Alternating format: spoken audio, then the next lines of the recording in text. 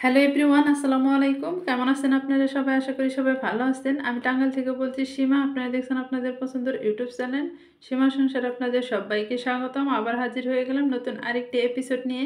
আজকে আমি করে দেখাবো গরুর ভুঁড়ি বা বট ভাজি। এর আগে আমি করে দেখিয়েছিলাম গরুর ভুঁড়ি বা বটটা ভুনা করে।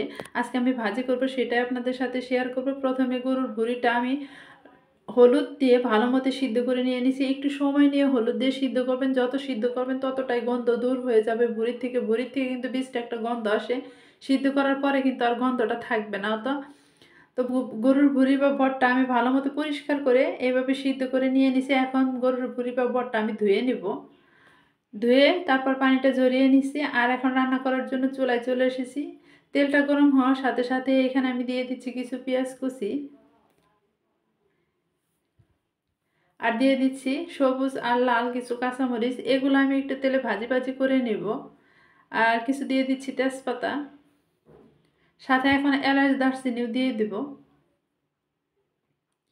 এগুলো দিয়ে পেঁয়াজটা একটু সময় নিয়ে ভাজি ভাজি করতে হবে। এভাবে ভাজি ভাজি করে নিলে বড়িটা ভালো হবে। এখানে অনেকে পেঁয়াজ বেটে দিতে পারেন, কিন্তু পেঁয়াজ বেটে দেওয়ার চেয়ে এরকম করে কেটে দেওয়াটাই বেশি ভালো, কারণ যেহেতু ভাজি করব, ভুনা করার সময় পেঁয়াজটা বেটে দিলে বেশি ভালো হয়। আর এখন এখানে আমি নিয়ে নিচ্ছি আদা রসুন আর জিরার পেস্ট। এখানে আমি পরিমাপ বলে দিচ্ছি না কতটুকু করে নিলাম, কারণ এটা কিন্তু ভুঁড়ির উপর ডিপেন্ড করবে। ভুঁড়ি যদি বেশি নেন তাহলে কিন্তু মশলাটাও বেশি নিতে হবে। এখানে আমি ভুঁড়িটা মেপে নিয়ে নেই, সেই জন্য আপনাদের অনুমানটাও বলে দিতে পারলাম না। এখানে আমি মশলাটা তেলে ভালো মতে এইভাবে ভাজি ভাজি করে নিলাম। এইভাবে ভাজি করে নিলে গন্ধটা থাকবে না। সাথে সাথে দিয়ে দিচ্ছি হলুদের গুঁড়ি, ধনিয়া গুঁড়ি, লবণ, মরিচ, এগুলো দিয়ে তারপর আমি সাথে সাথে একটু পানি দিয়ে দিব। এইভাবে যদি একটু ভাজি ভাজি করতে যাই তাহলে মরিচের গুঁড়িটা পুড়ে ধরতে পারে, সেই জন্য পানিটা দিয়ে নিতে হবে।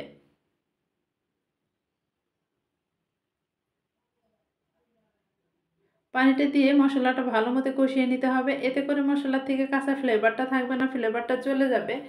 ঢাকনাতে ঢেকে ঢেকে কিছু সময় নিয়ে আমি মশলাটা কষিয়ে নিলাম। এই পর্যায়ে দেখেন কোনো রকমের পানি কিন্তু নাই, আর মশলা থেকে তেলটাও ছেড়ে দিছে। মশলাটা এরকম করে ভাজি ভাজি করে নিলে দেখবেন যে মশলা থেকে একটা দানা ভাব চলে আসবে।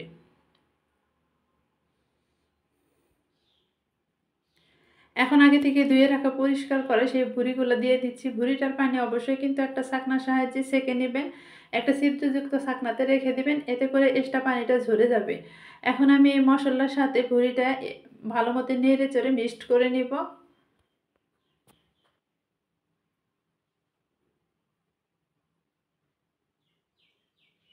এই তো মশলার সাথে ভালো মতো নেড়ে চেড়ে মিক্সড করে নিলাম। এখন ঢাকনাতে ঢেকে কিছু সময় নিয়ে রান্না করে নিব।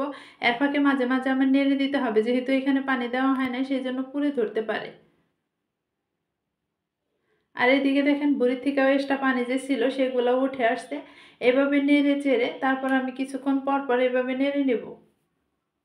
নেড়ে চেড়ে আবার ঢাকনাতে ঢেকে রেখে দেবো। রেখে দিয়ে আবার কিন্তু কিছুক্ষণ পর পর নেড়ে নিতে হবে, যেহেতু এখানে পানির পরিমাপ কম, সেই জন্য কিন্তু ভুঁড়িটা লেগে ধরতে পারে।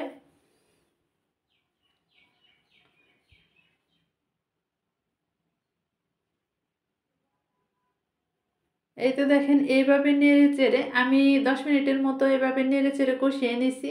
আর যেহেতু এক্সট্রা পানি আছে সেই পানির থেকে কিন্তু ভুঁড়িটা হয়ে গেছে। চুলার আঁচটা কমিয়ে দিয়ে তারপর 10 মিনিটের মতো এভাবে আমি নেড়ে চেড়ে কষিয়ে নিলাম। নেওয়ার পর এখন এখানে আমি প্রেশার কুকারে রান্না করে নেব। প্রেশার কুকারে রান্না করার জন্য এখানে কিন্তু বেশি পরিমাণ পানি দিলে হবে না, অল্প পানি দিলে হবে। প্রেশার কুকারে রান্না করলে পানি কিন্তু টানে না, সেই জন্য আমি 1 বাটি পরিমাণ পানি দিয়ে নিচ্ছি। দেখতে পাচ্ছেন যে কতটুকু পরিমাণ পানি দিয়ে নিলাম। এখন প্রেশার কুকারটা আমি মুখটা লাগিয়ে 10টা সিটি দেওয়া পর্যন্ত অপেক্ষা করব। ভুঁড়িটা যত সিদ্ধ করবেন ততই কিন্তু ভালো লাগবে।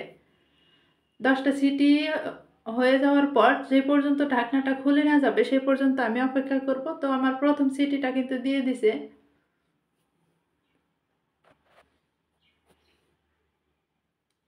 এই তো দেখেন 10টা সিটি দেওয়ার পর আমার এই চুলার ঢাকনাটা এখন খুলে যাবে, কারণ ভিতরে যে ভাপটা ছিল সেটা বের হয়ে গেছে। এখন আমি চুলা থেকে নামিয়ে নিলাম। আর এই ভুঁড়িটা কিছু সময় নিয়ে এখন রান্না করব। এক্সট্রা যে পানি আছে সেই পানিগুলো আমার শুকিয়ে নিতে হবে, যেহেতু বলছি যে ভুঁড়িটা আমি আজকে ভাজি ভাজি করব, সেই জন্য পানিটা আমার ভালো মতো শুকিয়ে নিতে হবে। এখন ঢাকনাটা ঢেকে কিছুক্ষণ জাল করে নিব।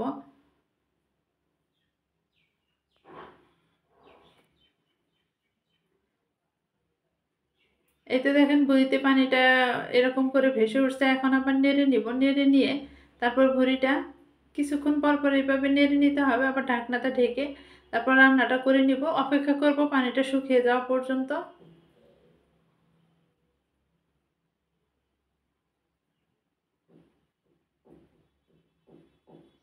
অনেকটাই পানি শুকিয়ে আসছে, দেখেন এই পর্যায়ে কীরকম দেখা যাচ্ছে। পানিটা শুকিয়ে আসার পর অনেকটাই পানি শুকিয়ে আসছে। এখন আর ঢাকনাটা ঢেকে ঢেকে রান্না করব না, আমি এখন একটু পর পর নেড়ে দেবো, সেজন্য ঢাকনাটা খুলে রান্নাটা করে নেব।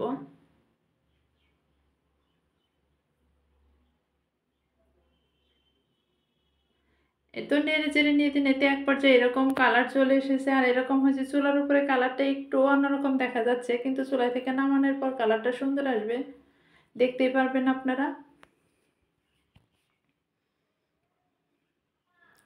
এখন এখানে আমি আগে থেকে গরুর মাংসের মশলা যে আছে রেডিমেড, সেই মশলাটা দিয়ে নিচ্ছি। আর দিয়ে নিচ্ছি এলাচ, দারচিনি আর জিরার গুঁড়াটা, সেগুলো আমি আগে থেকে গুঁড়া করে রেখে দিয়েছিলাম। এগুলো দিয়ে আরও 2-3 মিনিটের মতো এভাবে আমি ভাজি ভাজি করে নিব, এতে করে যে তেলটা আছে তেলটাও শুকিয়ে আসবে। এই তো দেখেন এই যে ভাজি ভাজি হয়ে গেছে, আর এরকম করে ভাজি ভাজি করে নিলাম। এই গরুর ভুঁড়ি বা বটটা ভাজি গরম ভাতের সাথে খেলে কিন্তু অনেক বেশি মজা লাগে। আর এমনিতেই দেখবেন যে 1 প্লেটের জায়গায় 2 প্লেট ভাত খেতে পারবেন এরকম করে গরুর ভুঁড়ি বা বটটা ভাজি করলে। অবশ্যই কিন্তু গরম গরম ভাতের সাথে খেতে হবে, এতেই ভালো লাগবে। আর দেখেন এই যে এরকম হয়েছে গরুর ভুঁড়ি বা বটটা, খুব সহজে অল্প সময়ে দেখেন রান্নাটা করে নিলাম। যেহেতু প্রেশার কুকারে রান্না করে নিয়েছি, ভুঁড়িটা কিন্তু ফুললিভাবে সিদ্ধ হয়ে গেছে। আর ভুঁড়ির বট বা গরুর ভুঁড়িটা যত বেশি সিদ্ধ করবেন তত কিন্তু বেশি মজা লাগবে, যত বেশি সিদ্ধ হবে তত বেশি মজা লাগবে।